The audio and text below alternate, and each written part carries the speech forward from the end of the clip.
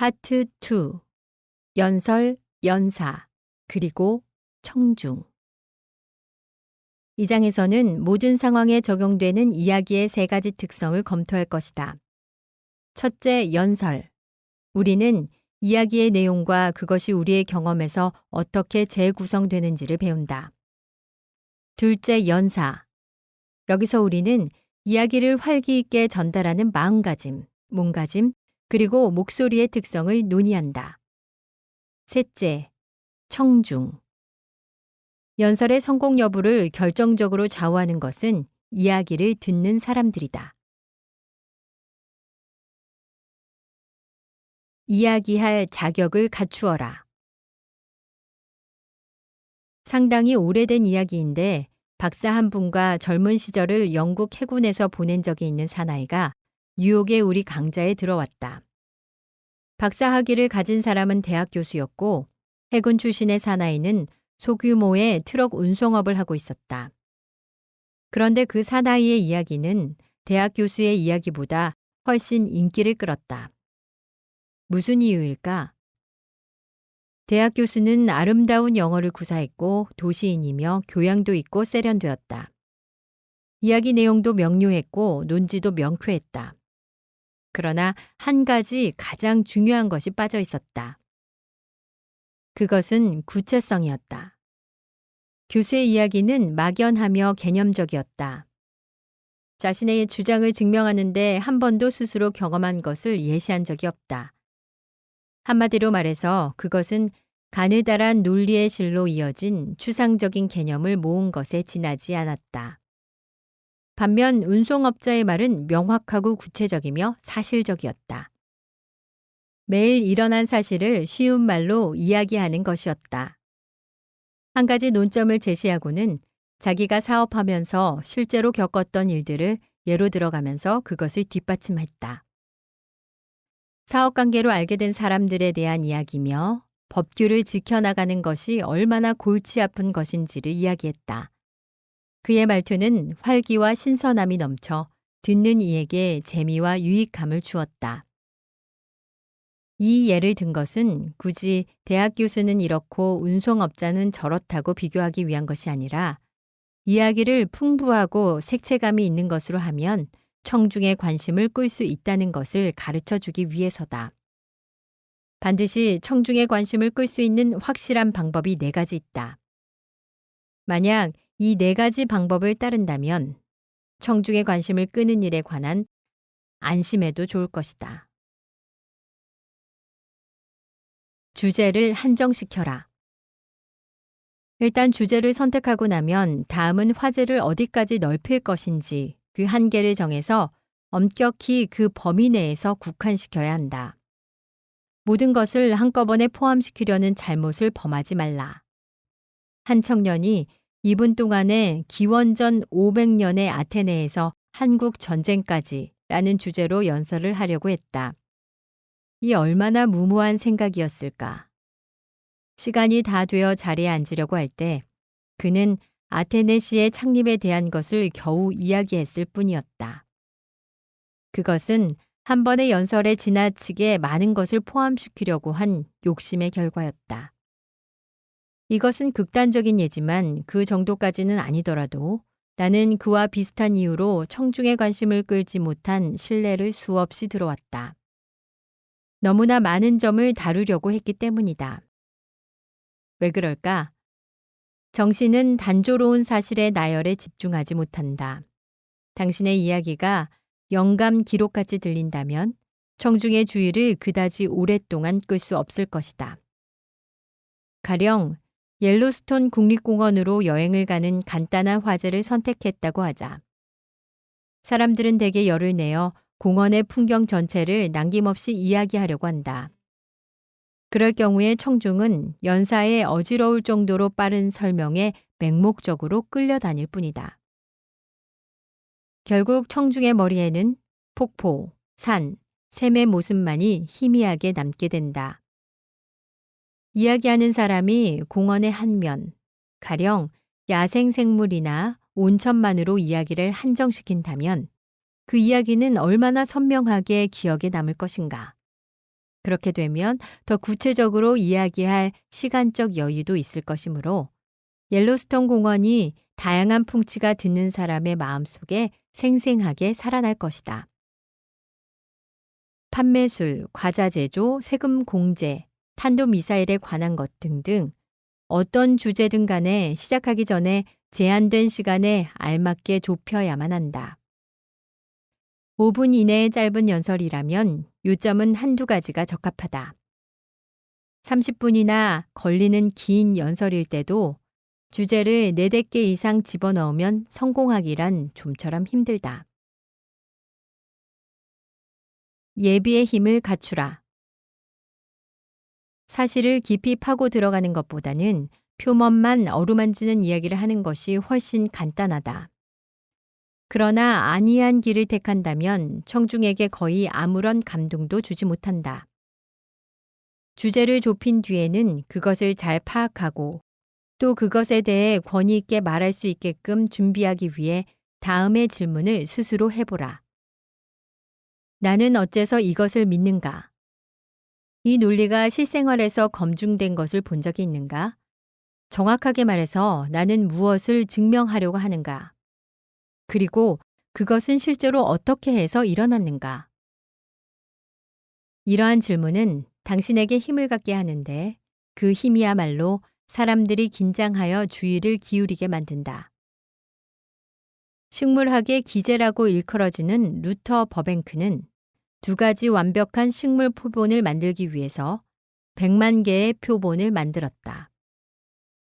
이야기의 경우도 마찬가지다. 당신의 주제에 쓰일 100가지 생각을 모았다가 그 중에서 90%는 버려라. 베스트셀러 내막 이야기의 저자인 존 거선은 글을 쓴다든지 이야기를 할 때 이렇게 준비를 한다고 고백했다.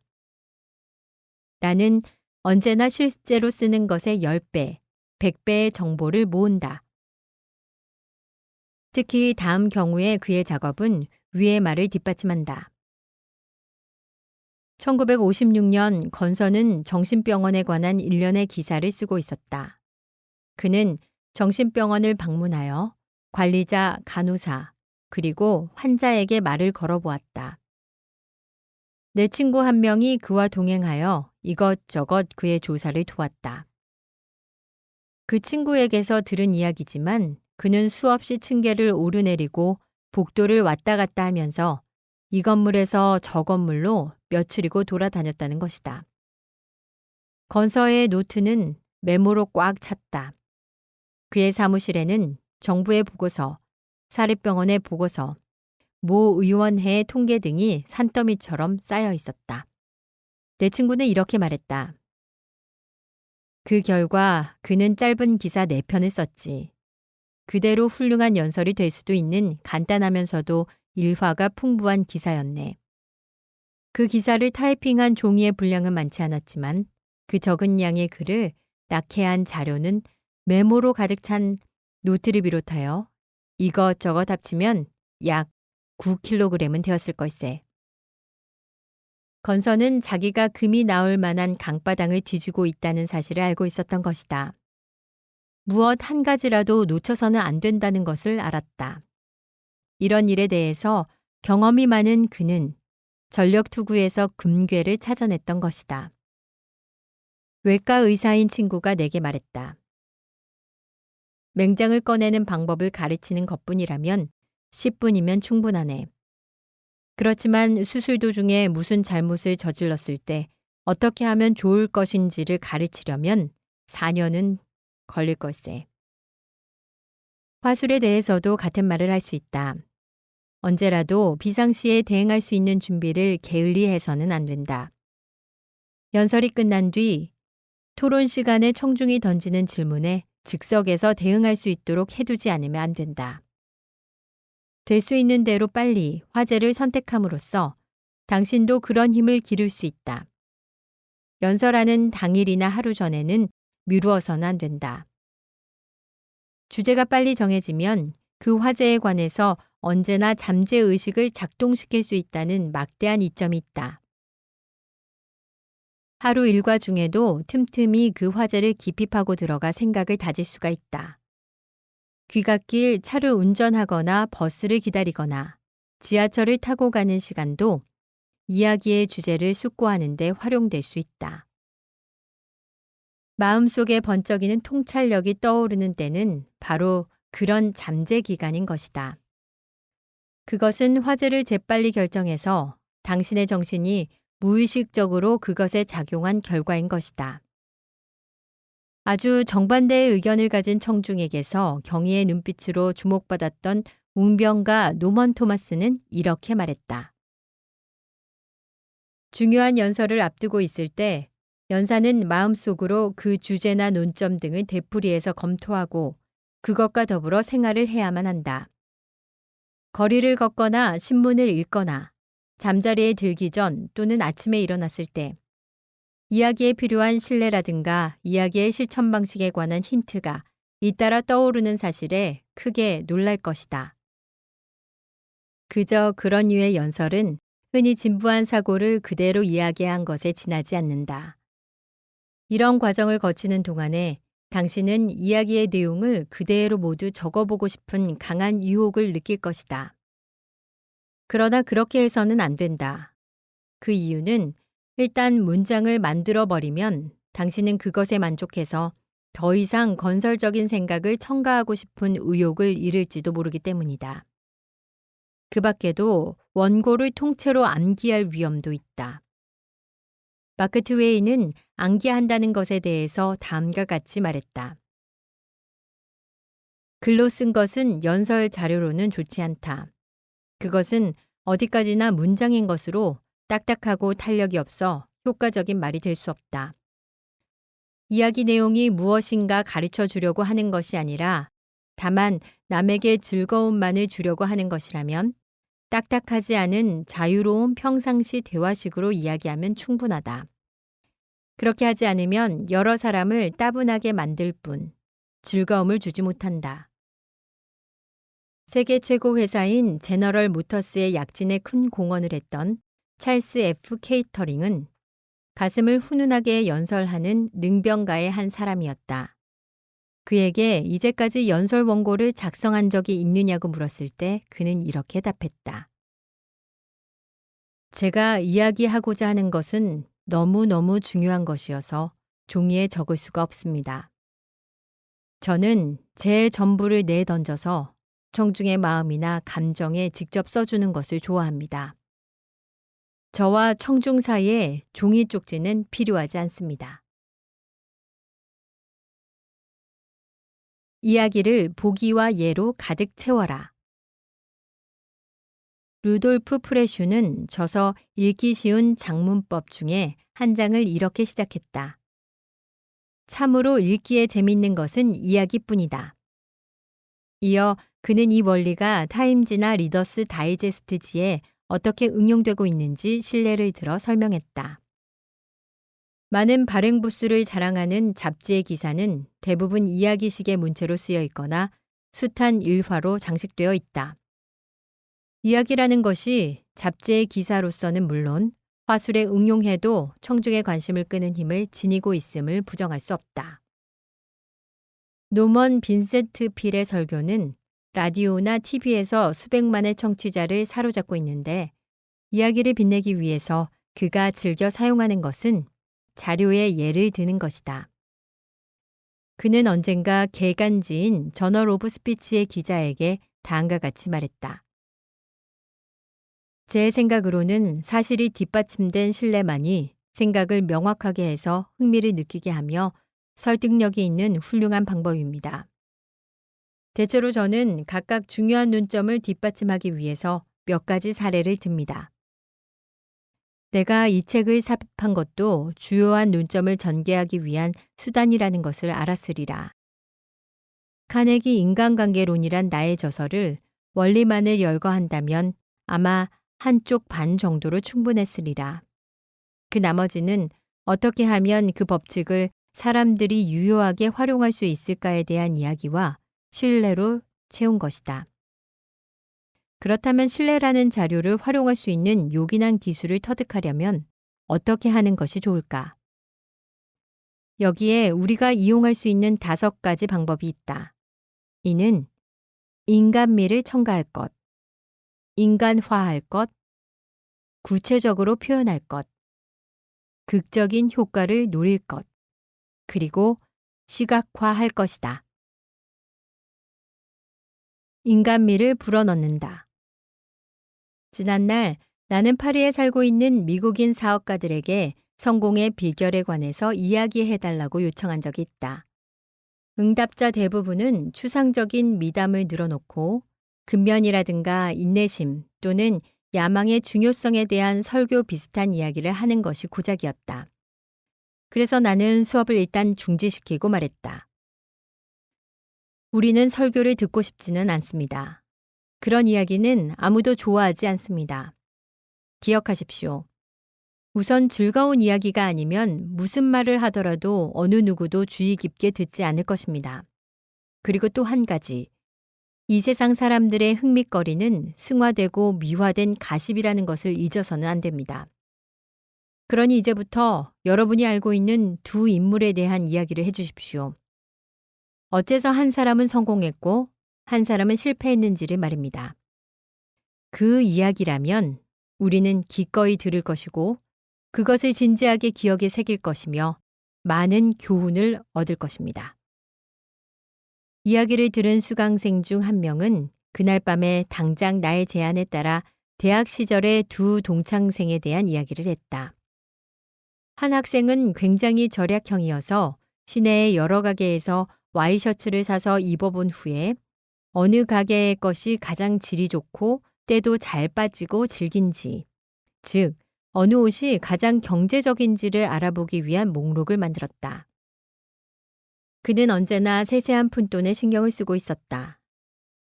그러면서도 대학을 졸업했을 때 그는 자기가 중요 인물이라고 자부하고 다른 졸업생들처럼 하급 사원에서 차츰 승진하는 방식을 거부했다.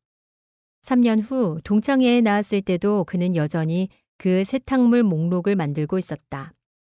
그러면서도 그는 굉장히 멋진 일자리가 생길 것이라고 기다리고 있었던 것이다. 그러나 그의 기대는 허사였다. 그때부터 25년이 지난 오늘 그는 인생의 불만과 원한만 품은 채 보잘것없는 지위를 벗어나지 못하고 있다. 그러고 나서 수강생은 이 실패한 사람과는 대조적으로 모든 예상을 초월하고 큰 성공을 거둔 친구에 대해 말했다. 이 사나이는 대단히 사교술이 좋아서 누구에게나 호감을 주었다. 장차 큰일을 해보겠다는 야심을 품고 있었지만 우선 회사의 말단 사원부터 출발했다. 그러면서 그는 언제나 기회를 찾고 있었다. 때마침 뉴욕 세계 박람회의 계획이 세워지고 있었다. 그 일에 기술자가 필요할 것을 눈치채고 그는 근무하던 직장을 그만두고 뉴욕으로 갔다. 그곳에서 동업자를 구해 당장 공사 청부업을 시작한 그는 전화회사에서 많은 청부를 받게 되었고 나중에는 많은 보수를 받기로 하고 그 전화회사에 채용되었다. 이상은 수강생의 이야기를 요약한 것이다. 실제는 훨씬 재미있고 인간미가 넘치는 세밀한 묘사여서 우리를 즐겁게 해준과 동시에 무엇인가를 깨닫게 해주었다. 보통은 3분 정도의 연설 자료조차도 찾아내지 못했던 사람이 그 이야기를 마쳤을 때는 10분간이나 듣는 사람들의 마음을 사로잡았다는 것을 알게 되자 자신도 크게 놀랐다. 그 이야기는 너무나 재미있었기 때문에 10분간이 굉장히 짧게 느껴질 정도였다. 그것은 그에게 최초의 연설 성공 사례였다. 아마 누구든지 이 실내에서 무엇인가 얻는 바가 있으리라. 평범한 이야기라도 인간미가 있는 일화를 담뿍 가미하면 훨씬 호소력이 있다. 요점을 줄이고 그 줄인 요점을 구체적인 신뢰를 들어가며 설명하는 것이 좋은 방법이다. 이런 식의 이야기 방식은 언제나 듣는 사람의 관심을 집중시킬 수 있다. 물론 인간미가 넘치는 자료의 풍부한 원천은 자신의 환경과 체험이다.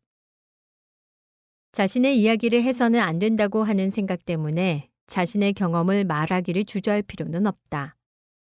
청중이 연사의 개인적인 이야기에 반감을 품는 것은 그가 무례하고 자기 중심적인 말투를 쓸 때뿐이다.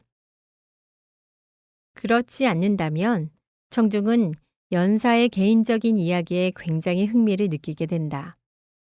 그것은 관심을 끌 수 있는 가장 확실한 수단이다. 결코 소홀히 생각해서는 안 된다. 이름을 사용하여 이야기를 인간화한다. 어떤 사람들에 관한 이야기를 할 경우에는 반드시 그 사람의 이름을 써야만 된다. 그 사람의 신원을 밝혀서는 안 될 경우에는 가명이라도 써야 한다. 스미스, 브라운과 같은 일반화된 이름이라 할지라도 어떤 사람, 그 사람이라고 하는 것보다 훨씬 낫다. 이름이 있으면 구별하기도 쉽고 개성이 된다. 이에 루돌프 프레슈는 이렇게 지적했다. 이름처럼 이야기에 현실감을 더하는 것은 없다. 반대로 익명처럼 비현실적인 것도 없다. 주인공의 이름이 없는 소설을 상상해 보라. 이야기에 이름이나 인칭 대명사를 많이 쓰면 쓸수록 틀림없이 청중의 마음을 사로잡을 확률이 훨씬 높아진다. 왜냐하면 그럴 경우 당신의 이야기 속에는 사람들의 관심을 잡아끄는 무한한 가치가 있는 성분이 들어있기 때문이다. 구체적인 세부 묘사로 이야기를 채운다. 이 점에 대해서 당신은 이렇게 말할지도 모른다. 좋습니다. 그러나 어떻게 하면 자세히 설명했다는 확신을 가질 수 있을까요? 한 가지 좋은 검증 방법이 있다. 그것은 신문 기자가 기사를 쓸 때 5가지 원칙을 그대로 쓰면 된다. 언제, 어디서, 누가, 무엇을, 어떻게 했을까? 라는 질문에 대답해 보라. 이 방식에 따르면 당신의 신뢰는 생명과 색채가 있는 것이 된다. 내가 쓴 한 가지 일화를 예로 들겠다. 이 이야기는 내가 리더스 다이제스트에 기고한 내용이다. 나는 대학을 졸업하자 아모어 회사의 세일즈맨이 되어 남다코타주를 2년 동안 돌아다녔다. 나는 화물 열차를 타고 내가 맡은 구역을 순회했다. 어느 날 남다코타주의 레드필드에서 남쪽으로 가는 열차를 타기 위해 2시간을 기다리지 않으면 안 되었다. 레드필드는 내가 맡은 구역이 아니었기 때문에 기다리는 시간이라고 해서 세일즈를 할 수는 없었다. 나는 이미 그때 1년 내로 뉴욕의 아메리카 연극 아카데미에서 공부할 계획을 세워놓았으므로 그 시간에 화술 연습을 하기로 했다. 나는 역 구내를 천천히 거닐면서 셰익스피어의 맥베드의 한 장면을 낭독하기 시작했다. 2팔을 내밀고 나는 연극조로 외쳤다. 아, 이 앞에 보이는 것은 단검인가? 칼자루가 손에 잡힐 듯. 이리 와라. 내가 잡게 해다오. 잡히지 않는군. 하지만 보이긴 보이는데. 한창 연극 분위기에 젖어 있는데 4명의 경찰관이 갑자기 내게 덤벼들면서 무엇 때문에 여성들에게 위협을 주었는지 따지는 것이었다. 내가 열차 강도죄로 고발되었더라도 그렇게 놀라지는 않았을 것이다. 경찰관들은 한 부인이 100m쯤 떨어진 거리에 자기 집 부엌 커튼 뒤에서 나를 관찰하고 있었다고 했다.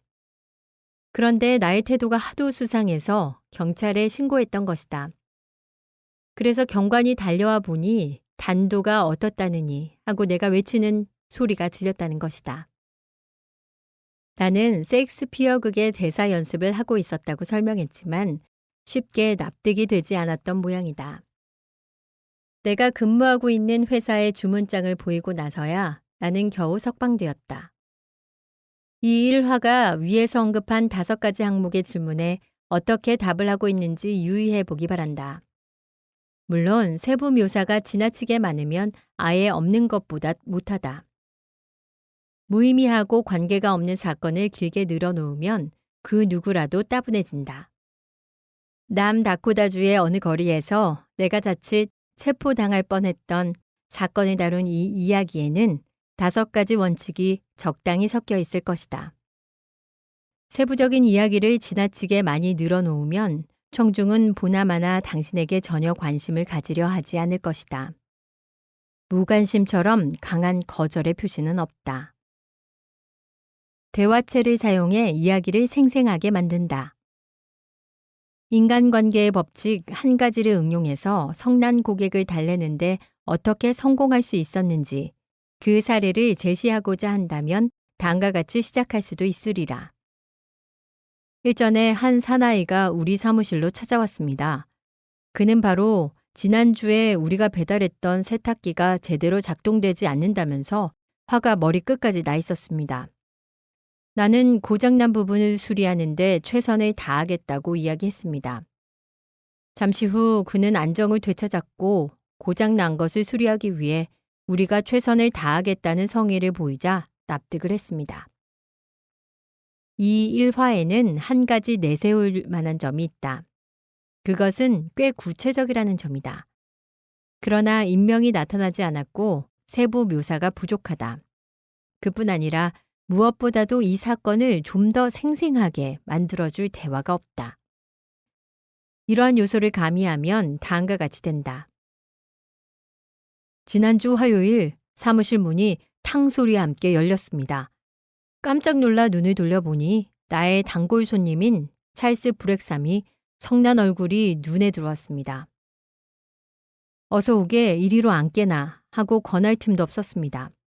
에드, 이것이 최후의 통보일세. 찰스는 이렇게 말했습니다. 당장 트럭을 보내 그 세탁기를 실어 가게. 나는 왜 그러느냐고 물었습니다. 그는 묻지 않는다고 잠자코 있을 것 같느냐는 듯이 곧바로 대꾸했습니다. 그 세탁기는 형편없잖아 하면서 그는 큰 소리로 말을 이어갔습니다. 세탁물이 걸려서 집사람의 성화가 이만저만이 아니란 말이야. 이젠 세탁기에 질렸다고까지 하고 있잖아. 나는 그에게 의자에 앉아서 좀 더 상세하게 설명을 해주게나 하고 부탁을 했습니다. 앉아있을 틈이 어딨어. 회사에 곧바로 가지 않으면 지각이란 말일세. 어쨌든 이따위 가게에서 세탁기를 산 것이 잘못이라고 후회하고 있네. 거짓말이 아니야. 2번 다시 이런 실수는 하지 않을 걸세. 말을 끝낸 그가 손으로 쾅 책상을 내리치는 통에 그만 우리 집사람의 사진이 날아가 버렸습니다. 여보게 찰스 하고 나는 달랬습니다. 잠깐이라도 앉아서 이야기해주지 않겠나? 그렇게 해준다면 내가 할 수 있는 일이라면 무엇이든지 해줄 테니까 말이야. 그러자 그도 마지못해 앉았고 조용히 이야기를 나눈 끝에 사건은 원만하게 해결되었습니다. 언제라도 이야기 가운데 대화를 삽입할 수 있는 것은 아니지만 지금 예로 든 글의 대화처럼 직접 대화를 인용하면 얼마나 극적인 효과가 있는가 하는 것을 잘 알았으리라. 만약 연사에게 흉내를 잘 낼 수 있는 재간이 있다면 그 대화는 훨씬 더 효과적일 것이다. 동시에 대화를 인용하게 되면 진짜 일상생활의 일면을 접하는 것 같은 느낌이 드는 것이다. 마치 이야기 상대와 저녁 식탁 너머로 대화를 하는 것 같은 인상을 주게 되리라. 학회의 회의석상에서 논문을 읽는 식의 점잖은 학자라든가 마이크를 잡고 소리 지르는 연설 전문가처럼 되지는 않을 것이다.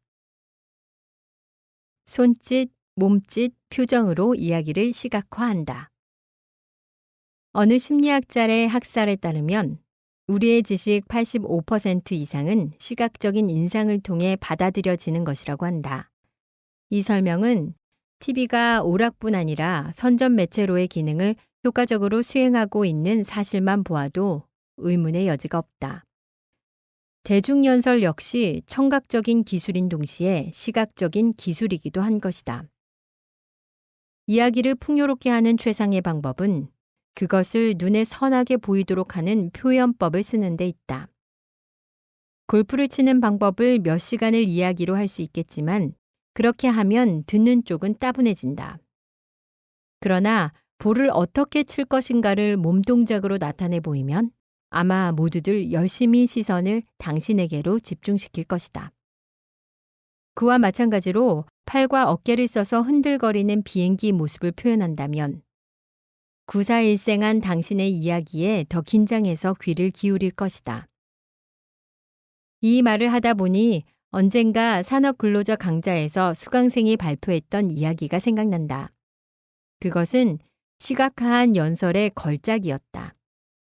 연사는 감독관이나 능률 전문가를 그럴듯하게 놀려댔다. 파괴된 기계를 검사하고 있는 그들의 몸짓이라든가 체격을 익살스럽게 흉내내는 모습은 TV에서 볼 수 있는 그 어떤 것보다도 재미가 있었다. 그뿐만 아니라 시각화한 그의 이야기는 청중의 기억에 남게 되었다. 나는 그 이야기를 평생 잊지 못할 것이며 다른 수강생들 역시 지금도 잊지 않고 화제거리로 삼고 있을 것임에 틀림없다. 어떻게 하면 이야기를 시각화할 수 있을까? 이렇게 자문해 보는 것은 좋은 생각이다. 그런 다음 그것을 실제로 해본다. 고대 중국인이 말했듯이 한 장의 그림이 만 마디 말보다 가치가 있다. 그림을 떠올리게 하는 구체적이고 친숙한 단어를 사용하라. 관심을 끌고 유지하는 과정은 어떤 연사에게도 첫 번째 목적이지만 매우 중요한 한 가지 보조수단 또는 기술이 있다. 그런데도 이것은 자칫 소홀히 넘겨버리기 일수다.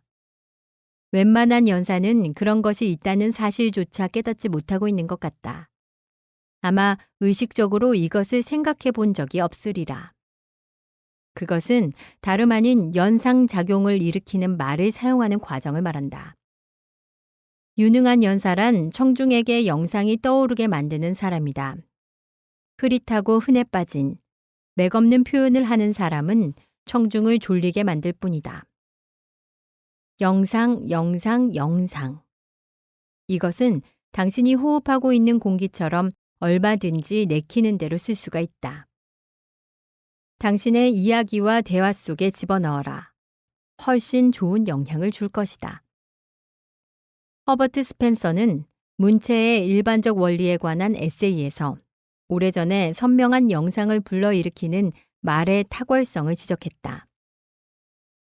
우리는 사물을 생각할 때 일반적인 개념이 아닌 구체적인 개념으로 생각한다. 따라서 다음과 같은 문장은 피해야 한다. 한 국가의 풍습, 관습, 놀이 등이 잔혹하고 야만적이면 야만적일수록 그 형벌의 규칙도 엄격하다. 이것을 다음과 같이 쓰는 것이 좋을 것이다. 그 나라의 백성이 전쟁이나 투우나 검객의 싸움을 즐기면 즐길수록 그들은 교수형이라든가 화형과 같은 잔혹한 형벌로 죄인을 벌하리라. 영상을 만들어내는 문장은 성서라든가 셰익스피어의 작품 속에서 마치 사과주스 분쇄기에 운집하여 윙윙거리는 꿀벌만큼이나 무수히 찾아볼 수 있다. 가령 평범한 작가라면 완전한 것을 개선하려고 하는 것을 공연한 짓이라고 표현하리라. 이런 경우 셰익스피어는 어떻게 표현했을까? 그는 영원불멸의 영상적인 말로 표현했다. 정제된 금에 금박을 입히고 백합에 그림 물감을 칠하고 제비꽃에 향수를 뿌리는 것과 같은 것이라고. 옛날부터 전해져 내려오는 속담은 거의 대부분이 시각적인 암시를 하는 표현법을 쓰고 있음을 아는가? 손 안에 새 한 마리가 숲속의 두 마리보다 낫다. 비가 내렸다 하면 억수로 퍼붓는다. 말을 물 가까이 데리고 갈 수는 있지만 강제로 물을 먹이게 할 수는 없다 등등 수없이 많다.